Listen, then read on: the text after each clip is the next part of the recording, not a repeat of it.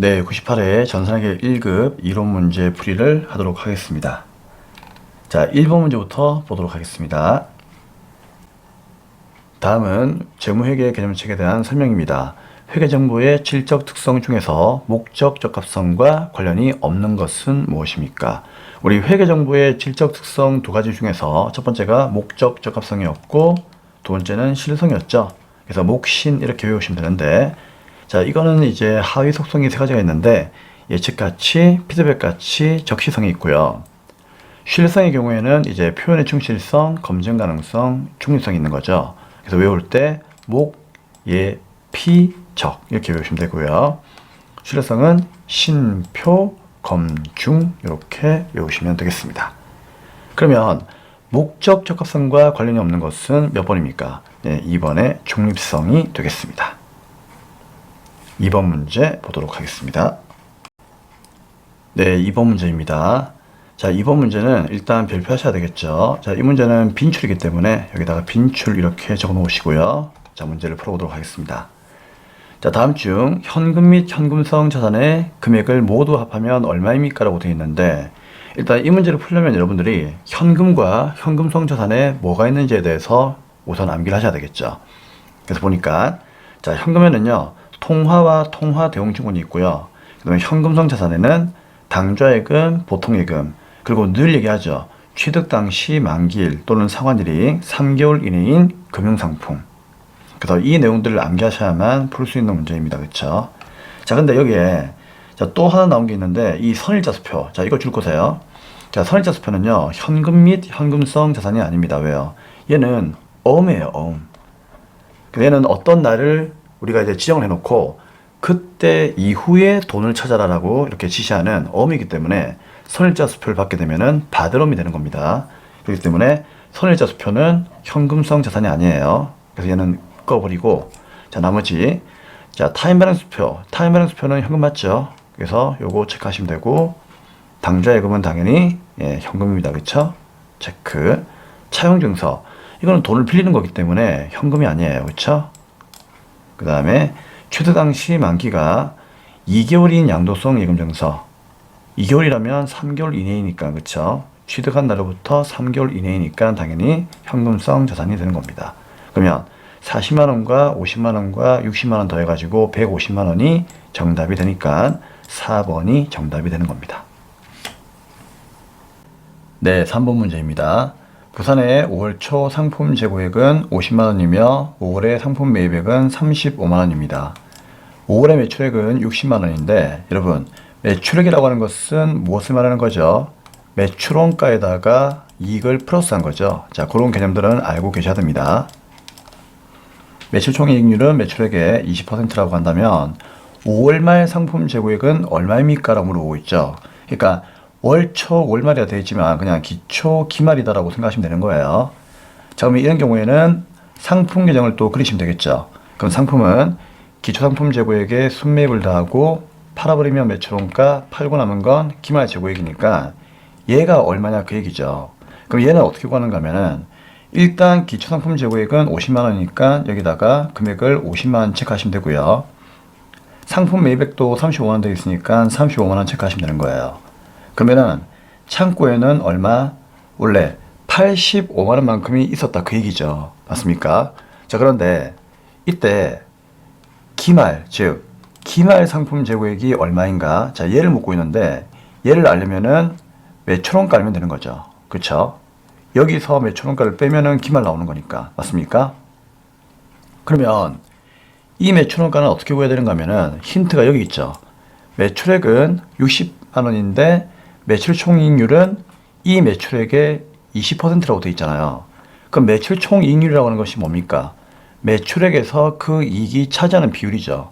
예를 들어서 매출액이 자 100%라고 한다면은 이익이 만약에 20%다. 그쵸? 그러면 원가는 얼마입니까? 80%라는 얘기고요. 만약에 이익이 30%면은 원가는 70이라는 얘기잖아요. 그쵸? 근데 이 이익이 매출액의 20%니까 결국 이 매출원가는 80%가 된다 그 얘기잖아요. 그쵸? 이익이 20%면은 원가는 80%겠지. 그럼 60만 원에 대해서 80%를 곱하게 되면은 48만 원 나올 것이고, 이 48만 원이 매출원가가 되는 거니까 결국 이 두 개 더해가지고 얘를 빼면은 기말 재고액은 얼마? 37만 원 나온다 그 얘기죠. 맞습니까? 그래서 2번이 정답이 되겠습니다. 자, 다음은 4번 문제로 가도록 하겠습니다. 4번입니다. 결산 마감 시 당기분 감가상각누계액으로 400만 원만큼을 계산하였습니다. 재무제표에 미친 영향으로 바르게 설명한 것은 무엇입니까? 자, 우리가 감가상각누계액으로 400만 원만큼을 계산했다는 얘기는 우리가 차변에 뭐다? 감가상각비라고 하는 비용으로 분기했다는 얘기고요. 그쵸? 대변에는요. 감가상각누계액이라고 하는 이 자산의 차감 계정으로 분기했다 그 얘기잖아요. 알고 있죠? 그럼 당연히 비용이 발생하니까 그만큼 뭐다? 이익이 감소할 거고요. 그럼 당기순이익의 감소는 뭐다? 주식회사의 경우에는 이익잉여금을 감소하는 효과를 가져올 거다 그런 얘기죠. 그럼 당연히 이익잉여금은 자본이니까 자본 총액이 감소하는 효과가 일어나겠죠. 이렇게 네 가지의 내용들 여러분들이 어떻게 한다? 이해를 하셔야 되겠죠.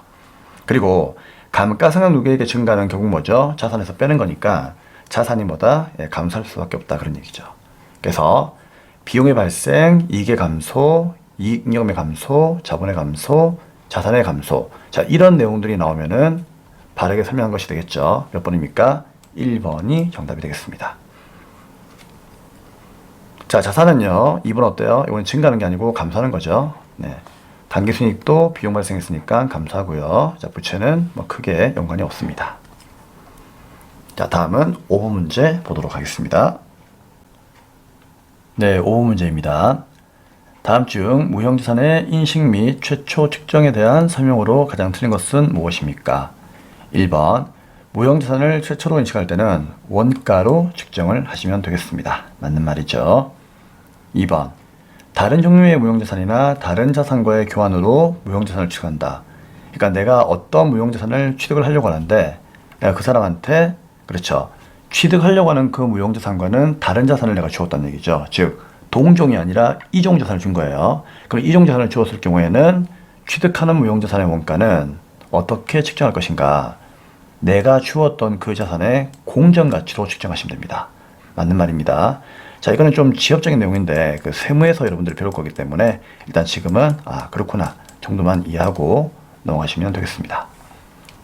3번, 무형자산을 창출하기 위한 내부 프로젝트를 연구단계와 개발단계로 구분할 수 없는 경우에는 그 프로젝트에서 발생한 지출은 모두 개발단계가 아니라 무슨 단계? 연구단계로 그렇죠 봐야 됩니다. 자, 이거 기억나세요? 자, 밑에 보시면 쌤이 해설 부분에 필기 놓았는데 자, 우리 개발비는요 R과 D로 나온다고 했죠. R&D. 자, R이 뭐예요? 리서치. 그 다음에 D가 디벨롭이죠. 그러니까 연구 단계와 개발 단계로 나누는데 연구 단계로 들어갈 때는 쌤이 비용 처리라고 있죠. 그쵸? 그때는 뭐다? 경상의 연구 개발비라고 하는 요 이름으로 분개하시면 돼요. 그러니까 요걸로 비용 처리하시면 되는 거예요. 근데 개발 단계에서 발생하는 개발비는 어떻게 한다? 그렇죠. 이게 바로 개발비라고 하는 무형의 자산으로 처리하시면 되는 겁니다. 그래서 개발비로 분배를 하시면 되는 거예요.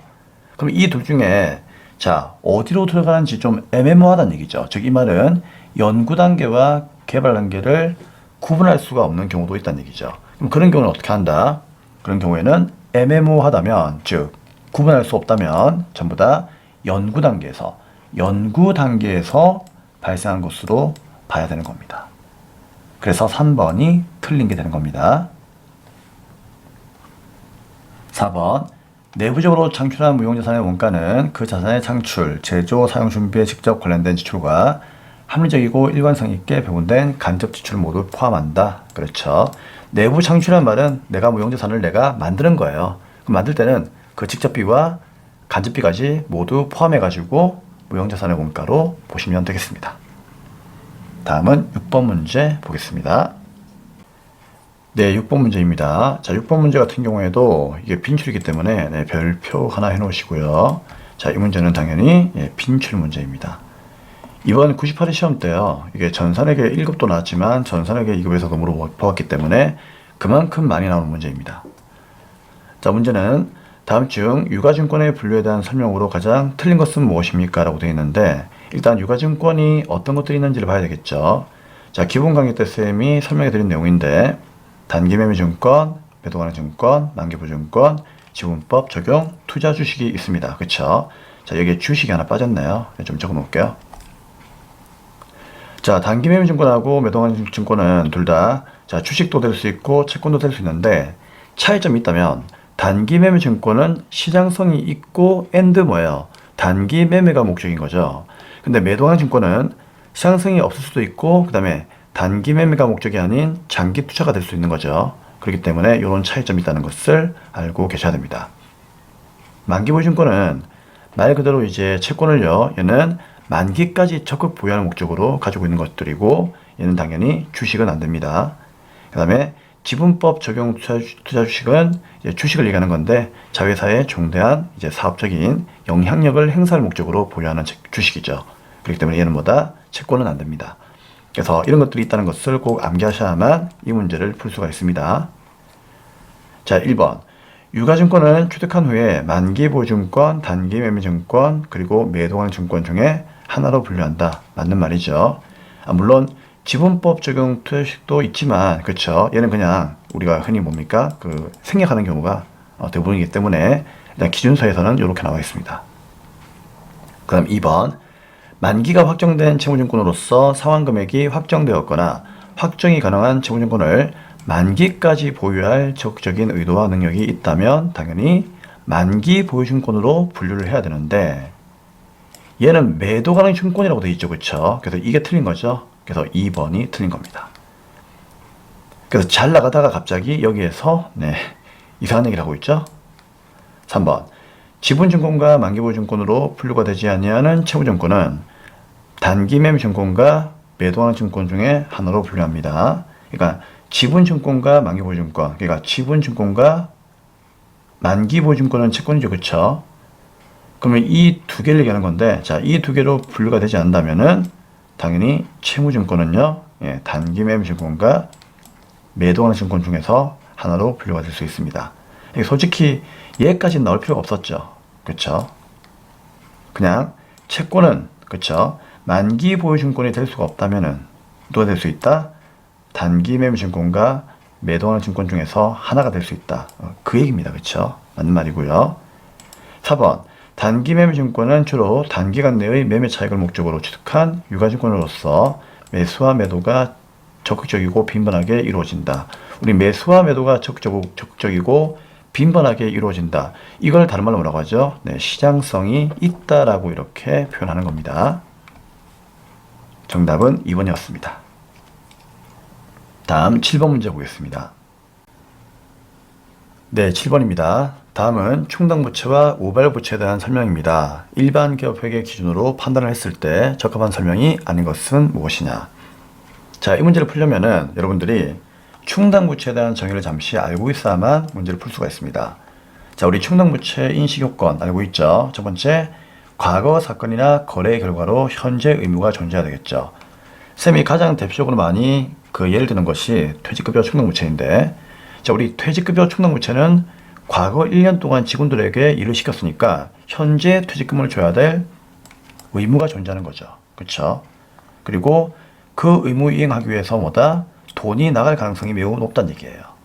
그 세 번째는요, 그 의무를 이행할 때 소요되는 금액을 신뢰성 있게 추정할 수 있어야 된다고 얘기했죠. 그래서 퇴직급여 추계액이라고 하는 그런 개념이 나왔잖아요. 기억나십니까?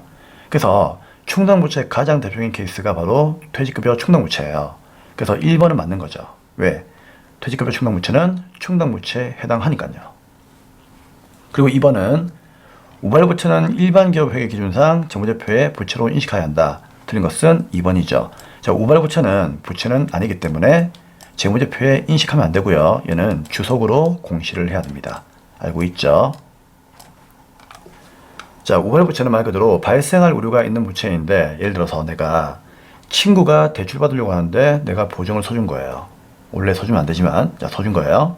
그러면은 친구가 대출 받으면서 자, 보증을 서줬죠. 그럼 일단 지금 친구가 그 돈을 갚아야 돼요. 내가 갚을 필요가 없다는 얘기죠. 그렇기 때문에 현재 내가 갚아야 할 의무가 없는 거기 때문에 우발 부채는 충당 부채가 아니기 때문에 부채로 인식하셔서는 안 됩니다. 그러니까 부채의 성격 자체가 없는 거죠. 이해하시겠죠? 그럼 내가 언제 갚아야 되느냐? 친구가 만약에 갚을 능력이 없어가지고 은행이 나한테 갚으라고 요구한다면은 그때는 보증을 서주었기 때문에 당연히 갚아야 되겠죠. 근데 그거는 지금 당시가 아니고 미래의 이야기이기 때문에 현재로서는 부채로 인식할 수가 없습니다. 그래서 주석에다가 내가 누구에게 보증을 서주었습니다라고 그냥 보고만 하면 되는 거예요. 그래서 이거는 주석으로 공시하는 것이 부채로 인식할 필요는 없습니다. 3번 충당부채는 당의 의무를 이행하기 위해서 자원의 유출 가능성이 매우 높다. 여기에 나와 있고요. 4번 그 의무를 이행하려고 소요되는 금액을 실효성 있게 추정할 수 있어야 한다. 밑에 있는 내용이죠. 그래서 반드시 이 내용들 여러분들이 암기를 하셔야 됩니다. 아시겠습니까? 자, 정답은 2번으로 보도록 하겠습니다. 자, 8번 문제 가도록 하겠습니다. 네, 8번입니다. 다음 중 일반 기업 회계 기준에 의한 수익의 인식 기준으로서 맞는 것은 무엇입니까? 자, 우리가 수익을 인식한다는 얘기는 무슨 말이죠? 그러니까 판매를 한 날이 언제냐 그런 얘기예요. 그쵸? 자, 먼저 상품권 판매부터 보겠습니다. 자, 상품권 판매는 우리 이마트가 상품권을 판매했을 때는 돈만 미리 받은 거지 물건을 주진 않았죠. 그럼 판매한 시점은 뭐다? 절대로 수익 인식 기준으로 맞지가 않는 거죠. 그럼 언제입니까? 상품권 가져와 가지고 매장 안에 있는 물건을 가져가야만 그게 판매가 되는 거죠. 그래서 상품권을 회수한 시점, 그쵸? 회수한 시점에 물건을 판매한 거니까 그때가 수익을 인식하는 시점입니다. 그래서 1번은 틀렸고요. 2번 할부 판매가 있는데 할부는 우리 회계에서 단기 할부이든 장기 할부이든 구분하지 않고 물건을 건네주기만 하면 되는 거예요. 아시겠죠? 자, 손님이 자동차를 사러 왔는데 자동차를 36개월 할부로 구매하신 거예요. 그쵸? 그럼 언제가 판매입니까? 36개월 할부가 끝나면 그게 수익을 인식하는 겁니까? 아니죠. 지금 당장 차 키를 건네주는 순간이 그렇죠. 수익을 인식하는 기준이 되겠죠. 그래서 할부 판매는 차를 인도하기만 하면 되는 거예요. 돈을 받고 안 받고는 나중에 문제이지 지금 당장은 수익을 인식한 겁니다. 그래서 2번도 틀렸고요. 매입 의사하고는 전혀 관계없습니다. 3번 자, 위탁 판매는 수탁자가 제3자에게 판매한 시점이죠. 정답은 3번이 되겠습니다. 자, 쌤이 위탁 판매하면 가장 많이 설명드린 것 중에 하나가 누구였습니까? 그렇죠. 출판사하고 누구하고 교보문고와 같은 그런 서점을 쌤이 많이 이야기를 해드렸죠. 그럼 출판사는 판매를 해달라고 부탁을 하는 사람이기 때문에 위탁자가 되는 거고요. 서점은 그렇죠. 판매를 해주면서 스스로만 먹고 사는 이제 기업이기 때문에 이런 사람들은 수탁자가 되는 거죠. 그럼 이때 판매해달라고 맡기는 이 물건, 책을 뭐라고 합니까? 적송품이다라고 이야기를 하는 거죠. 그럼 이 적송품은 언제가 판매한 날이 되느냐? 수탁자가 서점에 오는 고객에게, 그렇죠. 즉 제3자에게 이 책을 팔아야만, 맞죠? 판매를 해야만 위탁자의 판매가 되는 거죠. 그래서 수탁자가 제3자에게 판매한 시점이 위탁자의 수익을 인식한 날이다. 그렇게 이해하시면 되겠습니다. 정답은 3번이 되겠습니다. 자, 시용판매. 자, 시용판매가 이거였죠. 고객이 매입 의사를 표시한 날입니다. 지금 현재 2번과 4번은 바뀐 거예요. 시용판매는 말 그대로 뭐죠? 우리 회사의 제품을 한번 시범적으로 써보고 괜찮으면은 매입 의사만 표시하라 그런 얘기죠. 그래서 매입 의사를 표시한 그 시점이 시용판매의 수익을 인식하는 기준이 되겠습니다. 다음은 9번 문제 가도록 하겠습니다. 네, 원가액의 문제를 풀기 앞서 원가액의 이론 간단하게 암기하고 그 다음에 문제를 풀도록 하겠습니다. 정말 중요한 내용이죠.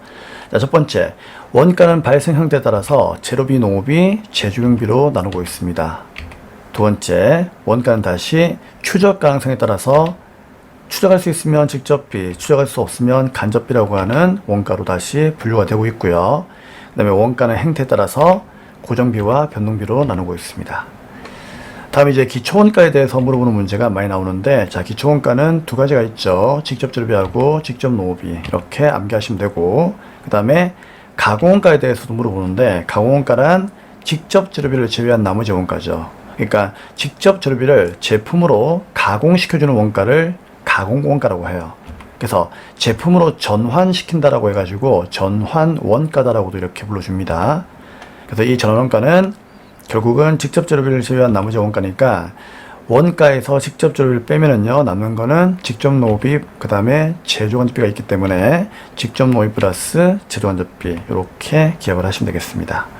그리고 문제에서는 기초원가와 가공원가 둘 다 속하는 것은 무엇인가를 물어보는 문제가 가끔씩 나오는데, 그때는 직접 노비가 있다 라고 이야기를 하시면 되겠습니다.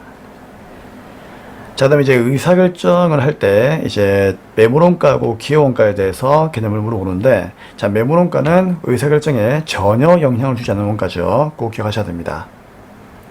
그래서 의사결정에 전혀 영향을 주지 않는다는 얘기는 과거에 이미 발생한 원가예요. 그러니까 과거에 이미 발생했기 때문에 현재 의사결정을 할 때는요, 전혀 영향을 주지 않는다는 얘기죠.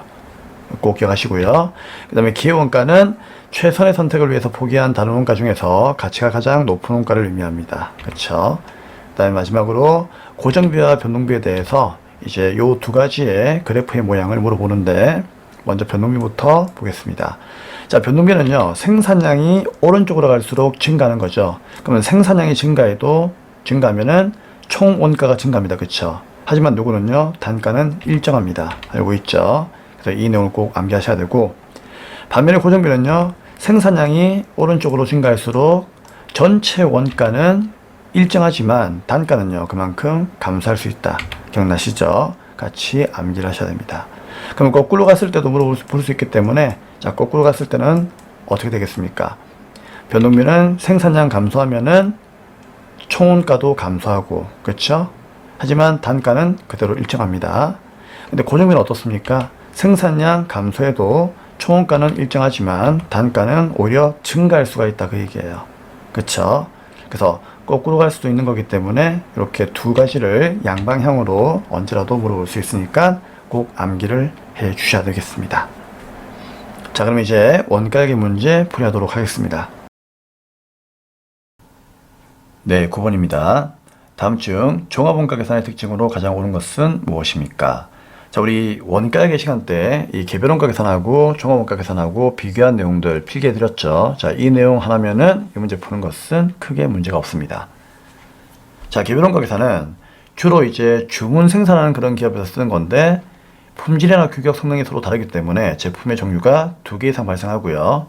그러다 보니까 직접비하고 간접비를 구분하는 것이 중요하고, 그리고 간접비는 추적할 수가 없기 때문에 이 간접비를 배부하는 것이 중요하다고 하는 그런 내용을 설명드렸죠. 근데 종합원가 계산은 어떻습니까? 대량 생산 기업들이 쓰다 보니까 똑같은 품질, 규격, 성능의 제품을 연속적으로, 그러니까 한 가지만 계속 연속적으로 대량 생산하는 거죠. 그러다 보니까 얘는 직접비와 간접비를, 그렇죠, 구분할 필요가 없는 거죠. 왜? 모든 원가가 그 하나의 제품만 들어가니까 간접비 자체가 아예 발생하지 않습니다. 그죠? 그럼 얘들은 이제 어떤 원가를 나눠주는 것이 중요하냐? 직접비와 간접비를 구분하는 것보다는 재료비하고 가공비를 구분하는 것이 더 중요하다, 그 얘기예요. 그쵸? 그리고 나서 정확한 제품의 단가를 구하기 위해서는 이제 이 제품들의 완성품 환산량을 구하는 문제가 중요하기 때문에 이 완성품 환산량 계산에 대해서 열심히 공부한 내용이 있었죠. 그쵸? 그래서 이런 내용들을 잘 정리하시면은 문제를 푸는 데는 뭐 크게 어려움은 없다. 자, 그러면 옳은 것을 묻고 있으니까 1번 보겠습니다. 종합은 직접 원가와 간접 원가로 나눈다? 아니죠. 이거는 개별 원가 계산에 관한 내용이기 때문에 정답이 될 수가 없죠. 2번, 단일 종류의 제품을 연속적으로 대량 생산하는 경우에 적용된다. 대량 생산 맞는 거죠. 정답은 2번이 되겠습니다. 3번, 고객의 주문이나 고객이 원하는 형태의 제품을 생산할 때 사용한다. 주문 생산은 개별 원가 계산의 영역이기 때문에, 그쵸? 종합하고는 관계가 없습니다. 4번, 제조간접 원가는 원가 대상에 직접 추가할 수가 없으므로 배부 기준을 정하여 배부율을 계산한다. 이렇게 배부하는 거, 간접비를 배부하는 거는 개별 원가 계산의 문제이지 종합하고는 관계가 없다니까요. 그쵸? 그렇기 때문에 옳은 것은 몇 번? 2번이 정답이 되겠습니다. 자, 10번 문제 보도록 하죠. 10번입니다. 다음은 단기의 영업을 시작한 합격의 자료입니다. 다음 자료를 이용하여 재료비와 가공비의 완성품 환산량을 계산하면 각각 얼마입니까? 원재료는 자 이게 재료비가 되겠죠. 초기에 전량 투입된답니다. 뭐죠? 착수시가 되겠죠. 착수. 가공비는 공정 전번에 걸쳐 균등하게 발생합니다. 뭐가 되는 거죠? 네, 진행이 되는 거죠. 진행. 적어 놓으세요. 그러면 이제 평균법인지 선입선출법인지 그걸 알아봐야 되는데 자료를 보니까 평균이다, 선입이다 이런 말이 없죠. 그렇죠? 자, 그런 말이 없으면은요, 그냥 평균법으로 풀면 돼요. 왜 그런가 하면은 이런 경우에는 보통 기초의 수량이 안 나옵니다. 그러면 기초의 수량이 안 나오면은 굳이 선입으로 풀 필요가 없고요. 평균법으로 풀면 된다 그 얘기예요. 이해할 수 있겠죠? 그럼 평균법에 자, 재료비하고 가공비를 분리하시면 되고요. 자, 재료비는 무슨 시? 착수 시에 투입되는 거고 가공비는 네, 진행 시에 투입되는 거니까 평균의 착수와 평균의 진행으로 풀면 되는 거죠. 그렇죠? 자, 그러면 여기 보니까 자, 착수량은 어차피 단기에 투입된 제조원가니까요. 뭐 크게 문제는 없고요. 그 다음에 완성품 수량은 300개. 이게 이제 완수가 되겠죠. 그 다음에 기말 수량은 200개. 이게 말수가 되겠죠. 자, 그러면은 재료비는 평균법 착수의 공식이니까 완수 플러스 말수. 그쵸? 그 완수가 300개, 말수가 200개. 500개 되는 거고요. 가공비는 진행이죠. 진행이면은 완수 플러스 말환이니까 완수 플러스 말환, 완수는 300개 그대로고요. 말환은 말수에서 완성도 곱하면 되겠죠.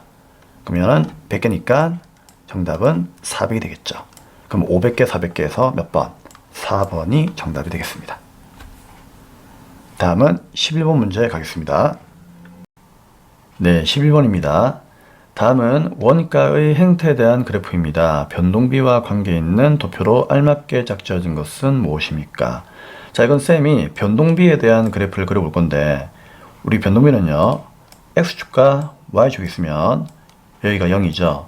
그럼 만약에 우리가 예를 들어서 자, 생산량이 증가하면 증가할수록 즉 조업도가 증가하는 거죠. 그러면 X축이 조업도 즉 생산량 Q라고 하고요.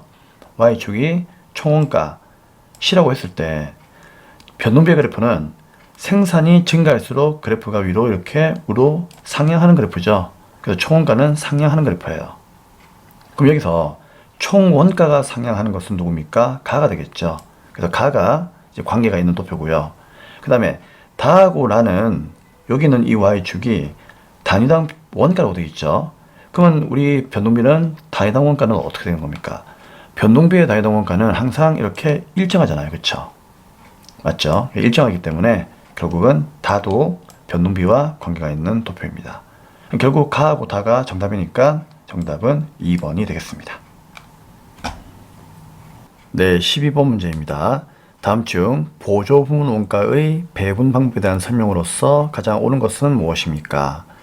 자, 참고사항 보시면 이 내용은 부문별 원가 계산에 대한 내용이죠. 우리 부문별 원가 계산은 보조 부문비를 배분할 때 보조 부문 간의 상호 용역 관계를 고려할 거냐 말 거냐. 자, 이게 중요한 내용이었는데 이때는 키워드를 여러분들이 꼭 암기를 하셔야 됩니다.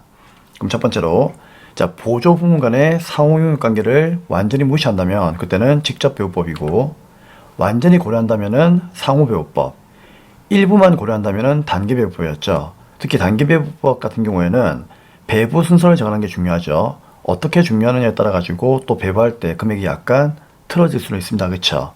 아무튼 이렇게 세 가지의 내용이 있었다 그런 얘기죠. 그럼 이 중에서 가장 정확도가 높은 것은 누구이다? 아무래도 완전 고려하는 상호배분법이 제일 정확하겠죠. 근데 그거 아시죠? 원가 회계는 정확도가 높으면 높을수록 비용과 시간은 많이 들어갑니다. 그 다음에 단계배분법이고요. 그 다음에 완전 무시하는 직접 배분법이 가장 정확도가 떨어지죠. 정확도는 떨어지지만 중요한 건 뭐죠? 직접을 쓰게 되면은 그만큼 정확도는 낮은 대신에 이제 시간과 비용은 그만큼 작게 들어간다는 거. 그쵸? 자, 그러한 장점은 있습니다. 그러면 이 내용들 여러분들이 이해를 하시고 이제 문제를 풀면 되는데 자, 1번은 단계 배분법은 보조 부문의 배분 순서와 상관이 없답니다. 틀린 거죠. 배부 순서를 정하는 것이 가장 중요한 게 단계 배분법입니다. 그쵸? 그래서 1번은 당연히 틀린 것이고, 2번에 상호 배분법은 보조 부문 간의 용역 수소 관계를 완전히 고려하는 방법이죠. 그래서 고려하는 배분 방법이다라고 나왔으니까 당연히 맞는 것입니다. 그래서 2번이 옳은 것이고요. 3번은 직접 배분법은 정확한 계산 방법이 아니에요. 가장 정확한 건 상호죠. 그러므로 계산 방법은 매우 뭐다? 단순합니다. 복잡하지 않고 단순하기 때문에 직접이 가장 뭐다? 시간과 비용이 적게 든다고 했죠. 틀린 거고요. 4번 단계 배분법은 보조 부분에서 발생한 원가를 제조 부분에 직접 배분하는 방법이 아니에요. 그쵸? 얘도 상호 간의 용역 관계를 고려합니다. 하지만 배부 순서를 정하다 보니까 일부만 고려하는 효과가 나타나는 것 뿐이지, 그쵸? 고려는 합니다. 하지만 직접 배분하는 방법은 아니죠. 그렇기 때문에 2번이 옳은 내용이 되겠습니다. 자, 13번 문제 보겠습니다. 네, 13번 문제입니다. 자, 13번, 14, 15번 문제는 부가치세 이론 문제입니다. 13번. 우리나라의 부가치세 특징과 가장 관련이 없는 것은 무엇입니까? 자, 부가치세 특징에 대해서 쌤이 여기다가 필기를 해놓았습니다. 이거 보시면서 문제를 풀면 되고요. 자, 일단 관련이 없는 것은 몇 번입니까? 네, 3번의 개별 소비세가 되겠습니다. 부가세는 일반적으로 붙는 이제 세금이기 때문에 말 그대로 일반 소비세죠. 그쵸? 근데 개별 소비세는 사치성 품목이라고 하는 특정 제품에 붙는 세금이기 때문에 일반 소비세 성격이 아닌 거죠. 그래서 3번이 정답이 되겠습니다. 자, 다음은 14번 문제 보도록 하겠습니다. 네, 14번 문제입니다. 다음은 부가세법상 면세 포기와 관련된 설명입니다. 밖에 설명한 것은 무엇입니까? 자, 일단 우리 면세 포기에 대해서 간단하게 한번 정리해 볼 건데요. 자, 면세 포기는 일단 면세 품목이 영세율 적용 대상이 되거나 또는 학술단체 단체 등이 그 연구와 관련하여 실비 또는 무상으로 공급하는 재화나 용역이 있다면 이런 경우에는 면세 포기가 될 수가 있는 거예요. 그쵸? 자, 이 포기는요, 신고가 언제든지 가능하고요. 승인은 불필요합니다. 하지만 면세 포기를 신고한 사업자는 신고한 날로부터 몇 년간, 3년간은 다시 부가세를 면제받지 못하기 때문에 3년은 유지해야 된다는 거. 자, 그런 내용까지 정리를 하시면 되겠습니다. 자, 1번. 면세 포기는 관할 세무서장의 승인을 얻어야 한다. 승인이 필요 없죠. 그쵸? 그렇기 때문에 틀린 내용이고요. 2번. 면세 사업자는 면세 포기 신고로부터 3년간은 부가세를 면제받지 못합니다. 정답 몇 번? 네, 2번이 되겠습니다. 3년은 유지해야 된다. 그 다음에 3번. 면세 사업자는 모든 재화 용역에 대하여 면세 포기가 가능한 게 아니고 이 두 가지의 내용에 해당이 되어야만 면세 포기가 가능한 거죠. 4번. 면세 사업자가 면세를 포기해도 매입세 공제가 불가능합니다. 맞습니까? 아니죠. 면세 사업자가 면세 포기를 하게 되면은 이제는 과세 사업자가 되는 거기 때문에, 그쵸?